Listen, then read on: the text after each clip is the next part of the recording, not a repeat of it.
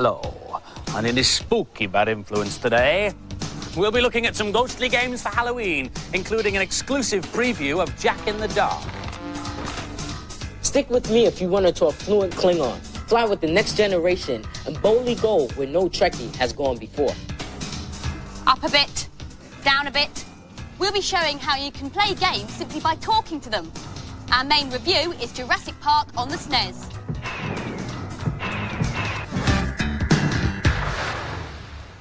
Afraid of the dark? Scared of things that go thump in the night? Then close your eyes and ears, for Bad Influence is about to take you through some of the creepiest games around this Halloween. Like this one. The full motion video version of Seventh Guest. You play a super sleuth, one of 6 people invited to an eerie mansion awaiting the arrival of the mysterious 7th guest. The house is, of course, haunted, and only one of the guests will survive the night. But it won't be available until December. Enough of him. The sequel to the graphically unusual and extremely creepy Alone in the Dark is out in January. It's got a new star called Grace, who's got her own mini-game to introduce her called Jack in the Dark. Grace is an 8-year-old girl. Goes out on Halloween trick-or-treating. She knocks on the door of a spooky toy shop and gets locked inside. It's being packaged with the original game Alone in the Dark when it's re-released this Christmas. Like that. Take a look at this. Another exclusive for Bad Influence, the first ever showing of Alien Breed 2. There's more sound in the sequel, including synthesized speech, which really sets the scene for 17 levels. 9 different types of aliens chase you around the labyrinth of corridors, laboratories and war zones. And it's really scary, I can tell you. Are you scared yet? Well, the inhabitants of Weirdsville are. They've been overrun by zombies, giant ants and killer babies in the latest Monster Mad romp on the SNES, Zombies. The entire town's been overrun with ghouls and the whole world's gone wacko. More fanged madness as I, Dracula, hit the PC. In this latest blood-curdling role-playing game, you search for the fanged master through graveyards and cemeteries. There are werewolves and skeletons in here too, and they're all in on the act, you know, all of them. You're wondering what all this over-the-top Dracula impersonating's all about. It's because earlier this year, Andy was digitized into Mega CD version of Dracula the game. He was videoed against a blue screen, then the techie Fertlers cut him out and produced a game sequence with him as the star.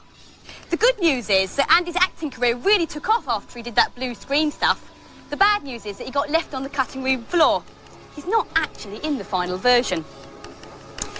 It's been loosely based on the recent film of the same name, with you playing Jonathan Harker, vampire hunter extraordinaire. Keep your wits about you, as Dracula can change into a gargoyle, wolf, or an old vampire master. Pretty horrific, even without Andy in it. Hello, spooky Fertlers. I'm not scared of ghosts at all, which is lucky because the shed is haunted. The ghost of Great Uncle Nam, who was a pirate captain in the Caribbean, is said to walk on or about All Hallows Eve. But like I said, I'm not scared at all. I'm planning to stay the night here.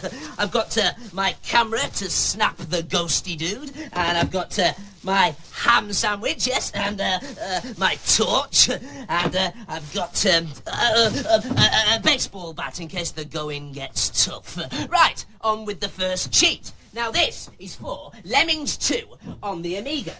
All you have to do is click on save, and then on cancel. Then on the main screen, click at the top right-hand corner of the screen, the bottom right, the bottom left, and the top left. And then when you start to play, you'll notice that all the levels for all the tribes have been opened up for you. Ha! Oh, yes, very good.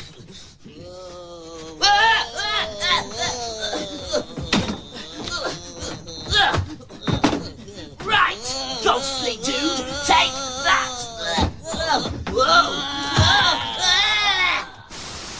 Who are you going to call? Not me. Our main review is Jurassic Park on the SNES, which is launched a week tomorrow. It's interesting because it's been made in surround sound. That's a technique that allows the sound to come from all around you. You may have experienced it in the cinema. You know, like when a plane is supposed to come over your head and the sound starts at the back and then goes down to the front? That's surround sound. To experience it at home, you need a special television like one of these. It's got stereo speakers left and right. But the clever bit is at the back. There's more speakers left and right for the surround sound. Most films these days are made in surround sound, and some television programs too, including this one. So, hello if you're watching in surround sound. You'll know if a program's being made in surround because you'll see this little logo before the program begins. So that's surround sound, but what difference does it make to the game? Well, in Jurassic Park, it enables you to feel you're really there, and you can hear things coming from behind you like that dinosaur. Oh no! Take that, Johnny T-Rex. So, what about the game? Well, it's completely different from the Mega Drive version we reviewed a few weeks ago. The SNES game's a shoot-'em-up with a strong strategy element. You play Alan Grant, who has to complete 9 tasks before he can leave the raptor-infested island. The Game Boy and NES versions are also due out. This is the handheld. No surround sound here, though. Here's Adam with the SNES version. I was expecting this to be another dull film license, but after I actually took time to play it, I found it was actually surprisingly good. To be certain of killing the hoverfly, you need to use a bowler's snare rifle, which is one of the range effect weapons. Another one is the gas grenades, which I've just collected there. In order to make the raft go across the stream, you've got to shoot that turnstile over there using a shotgun or similar weapon.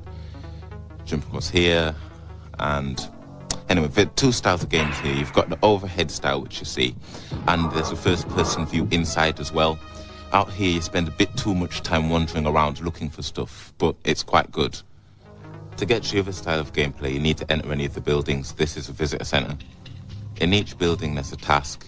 Here, you've got to reboot the computer, but you've got to have done other things first, like reset the power and find people's ID cards to get into the rooms. The rocket launcher, which I'm just about to use on him now, see ya, will destroy enemies totally, leaving no trace, whereas some of the other weapons, such as a gas grenade launcher, leave them lying where they fall. For those who need an excuse to play the game when they should be doing their homework, when you pause the game, Mr. DNA from the film comes out with useless pieces of dino trivia. This game will take you ages to finish, so you get plenty of play out of it. If you want to get an exploration game, then you want to get this. It's a massive game with loads of options and excellent gameplay. Even if you're fed up with Jurassic Park by now, you'll still love this game. And so the final scores for Jurassic Park. Both the boys and the girls gave it an above-average 4 out of 5. Vekduj, Akduj, Liji. If, like me, you're a Star Trek fan, and you'll know that was Klingon for, your spaceship is a garbage scow. If you don't speak Klingon, you need the official Teach Yourself Klingon tape. It's part of a whole range of toys, clothes, videos, and books, all based on the series. But true Trekkies don't just want to view, read, and listen.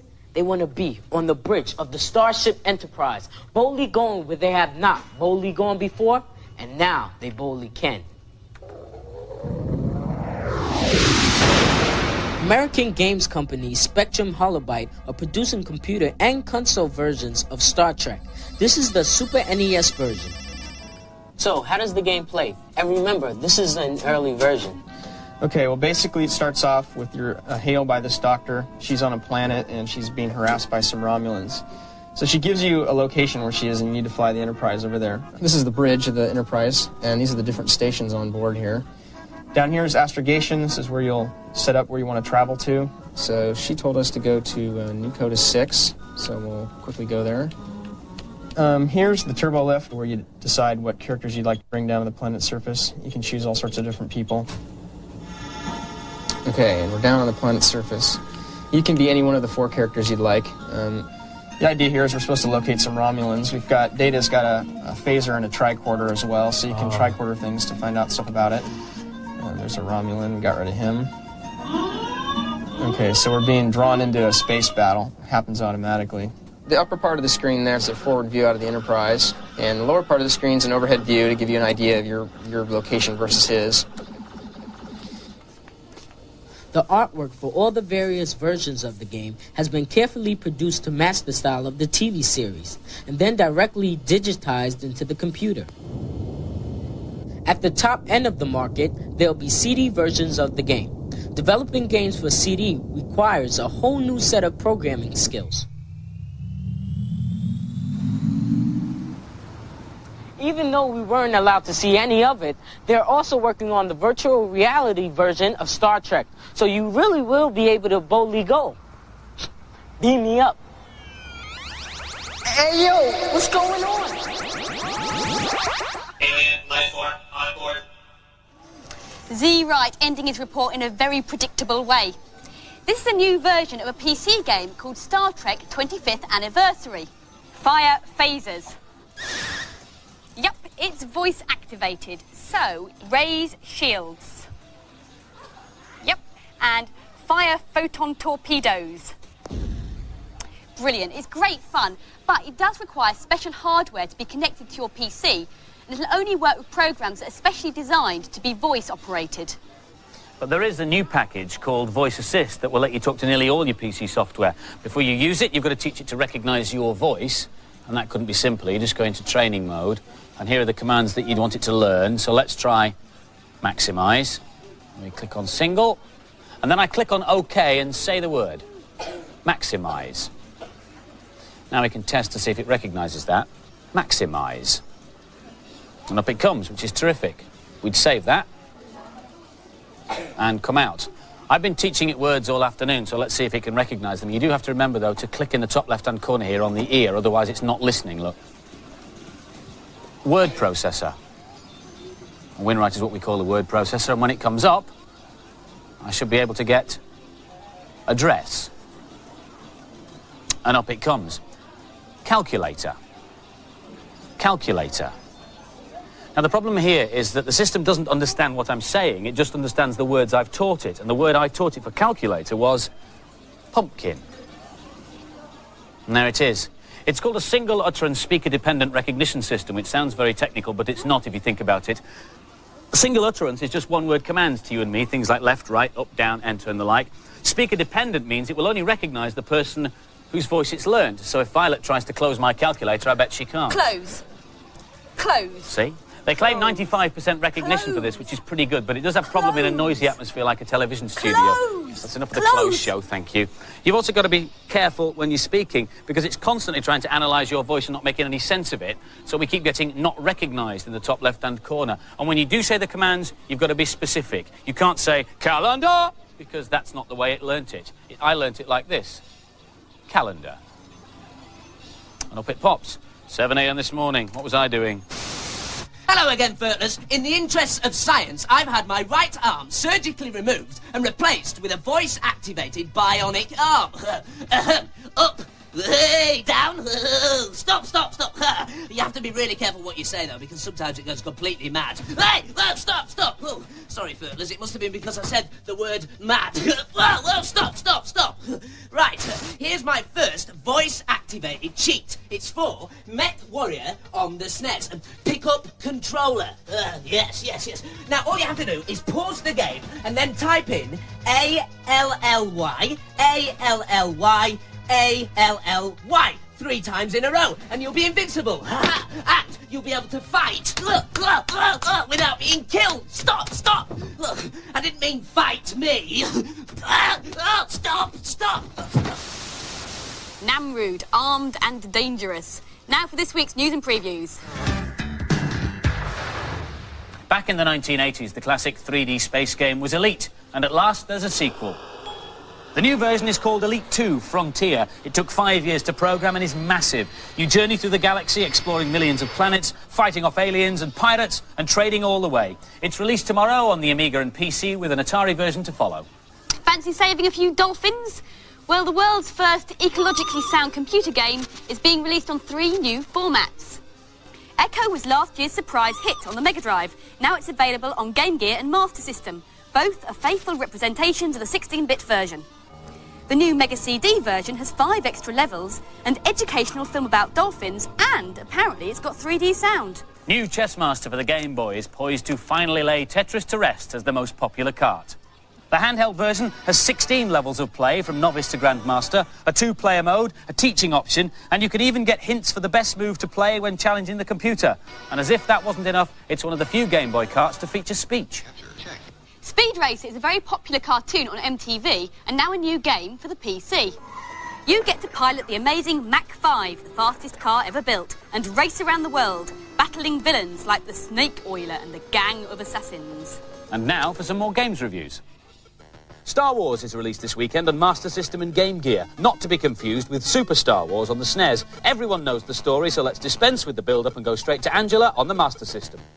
This is an excellent conversion of one of my favourite films. You have to rescue the Princess Leia, and you won't stop until you've got her. In the early part of the game, you're playing Luke Skywalker, but as you go along, you can change characters. I'm going across here to go get my lightsaber, but it's difficult. I think the graphics are brilliant, especially for an 8-bit machine. This is Obi-Wan Kenobi. If you walk up to him, you can get your lightsaber. I think that's brilliant as that graphic. It just looks like the character from the film. I'm in the bar here. I have to rescue Han Solo. I have to kill all the aliens. When I rescue Han Solo, I can also play him as well. This is a brilliant game and good value at under £30. I'd definitely buy this one. I wouldn't bother with this game. There's nothing really special about it to distinguish it from any of this month's other releases. I thought this was a bit dull. The graphics are good for an 8-bit, but the levels all look the same. And the scores for Star Wars. The girls thought it was a good 8-bit game and gave it an above-average 4 out of 5, but the boys thought it only warranted 3 out of 5. F1 on the Mega Drive is the official Formula 1 World Championship game, and it's being billed as the fastest and most exciting motor racing game ever released. Strong words indeed. Here's Sarah to test those claims. You need really good reactions to play this game. It's really fast, especially when you're in the turbo mode. This is the Japanese track, which is similar to all the others. There's not a lot of detail in the graphics though. You can change your car according to the track you do, like tyres, wings and so on. Other race games seem slow after you've played this one. When you crash, you slow down rather than explode. Some people like this, but others didn't. At the moment, I'm playing against the Mega Drive, which is a really good option. I'm at the bottom and the Mega Drive's at the top. As you can see, the Mega Drive is winning. This is a fast game with some good options, but I certainly don't think it's the best racing game ever. I really enjoy playing this. It's the best racing game out on console. I'd recommend this to Mega Drive owners. It's really fast and great fun to play. And the scores for F1, the girls gave it a mediocre 3 out of 5, but the boys went up a gear, a fast 4 out of 5 from them. Golf is a very stupid and easy game. And here's how to win at it. Number 1, wear stupid big baggy check trousers so that all your opponents fall over laughing at you. Number 2, use a bigger bat. And number 3, cheat. Here's a cheat for PGA Tour Golf 2 on the Mega Drive. When you're playing Skins Challenge against the computer, press Start and choose green from the option bar, then press Start again, and you'll be able to move his ball anywhere you like and he'll miss every time. Ha-ha! Right, now, to practice my swing. Right.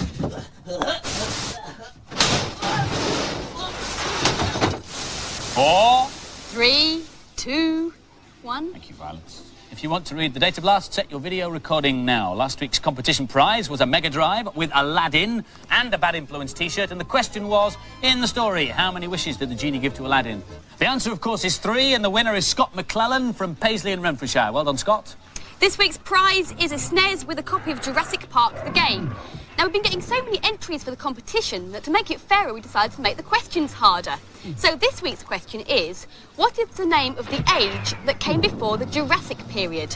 Phone in your answers on 0891 700 100. Calls will cost no more than 25p, but make sure you ask permission from whoever pays the phone bill, and lines will close at midnight on Monday. Just before we go, how to turn your Game Boy into a work boy. Now, we all know that inside a Game Boy there's a computer bursting to get out, and these cartridges could be the answer. There's a personal organiser, a spell checker, and even a Spanish translator with over 300 words and phrases for you to wrap your tongue around. So I'm just going to try something on you here, Violet, OK? Habala usted Norvego? Do you speak Norwegian? I think I preferred him as Dracula. See you Bye. next week. Bye-bye.